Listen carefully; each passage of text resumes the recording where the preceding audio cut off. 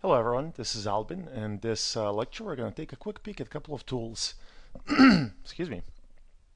We're going to take a quick peek at a couple of tools that are going to help you understand your own Facebook network.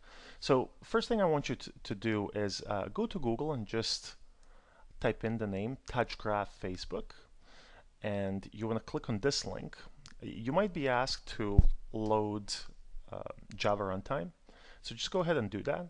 What's going to happen once this loads is you're going to see your network laid out just like this. A couple of things I want you to do is click on Show All Friends and click on Advanced. Also select Significant Friends, and we'll do something else here in just a second. But first thing I want you to do is take a look at the network, and basically I want you to note down all of the different groups that you have in your network. Okay, so here I have some friends from Atlanta. Here's some of my friends from back home. I have a family here somewhere, entrepreneurs in Atlanta, startup weekend next people, and so on. So I just want you to note those different verticals, and then if you did show significant friends, what you're going to see, and this is actually going to make it a little easier, if you click on pyramid layout, it's going to show you the significant friends for each one of those verticals. So what you're seeing here is basically the people that you share most connections with. So this is really great if you're trying to hit a particular group. If you work with few people that are connected with everybody in that group, that obviously really helps rate your postings. Okay, so another tool that I want you to look at is Wolfram Alpha. And Wolfram Alpha, I don't know how many of you are familiar with it, but it's a really amazing website, and they have an app as well. And only recently I found out that they also do Facebook Analytics. So go ahead and just type in Google search bar Wolfram Alpha Facebook, and this also takes a second to load because it's going to examine all of your Facebook feeds. And okay, so few things I want you to pay attention to. You obviously take a look at it all, but here's one thing: word cloud. This is something to make a note of, because this is basically what your network knows you for. Obviously, I post a lot about crowdfunding, startups, campaigns, startup weekend, and so on. But you know, your account should really reflect in a major way of what you're doing. You should let people know what it is that you're up to. Okay, another thing here is top commenters, top post sharers, I guess. So these are the people obviously that comment most on what you're doing, and people who repost your posts. Here actually you're seeing most liked photo as well as most commented on photo. That's just a cool little insight. But here's another demographic to make a note of.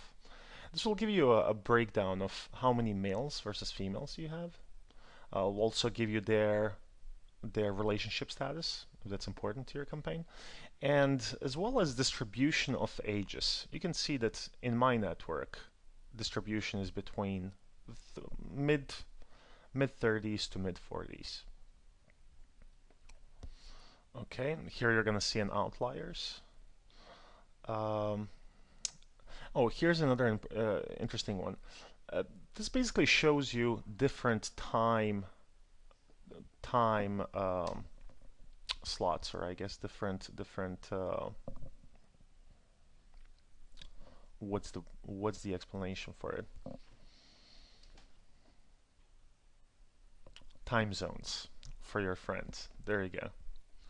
Okay, and this is obviously something to keep in mind as you're scheduling your posts prior and during the campaign. You want to make sure that it's during the peak hours for different time zones. Okay.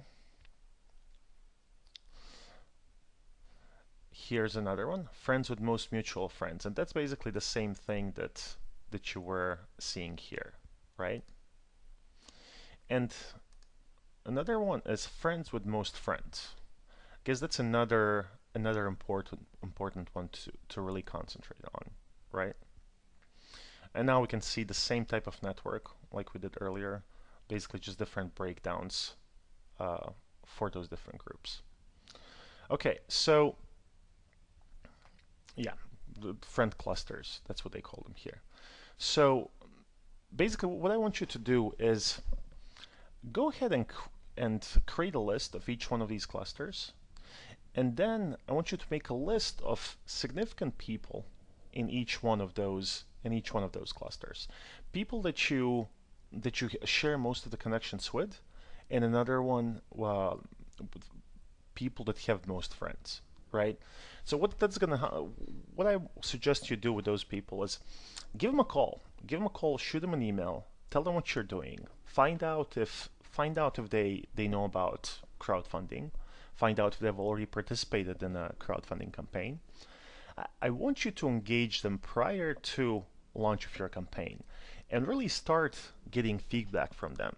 Basically, I want you to ask them tips about your video, and I can actually post some of the more specific questions, that you should ask about a video, about rewards, about the text, and so on. But this is going to allow you to really concentrate on, let's say, 20, 30, 50 people versus trying to hit your entire network. And really, it's going to help you then find, obviously, the nodes that are going to help you broadcast your message. So that's all for the Facebook tools. Now we're going to take a look at LinkedIn and Twitter. So see you in a second.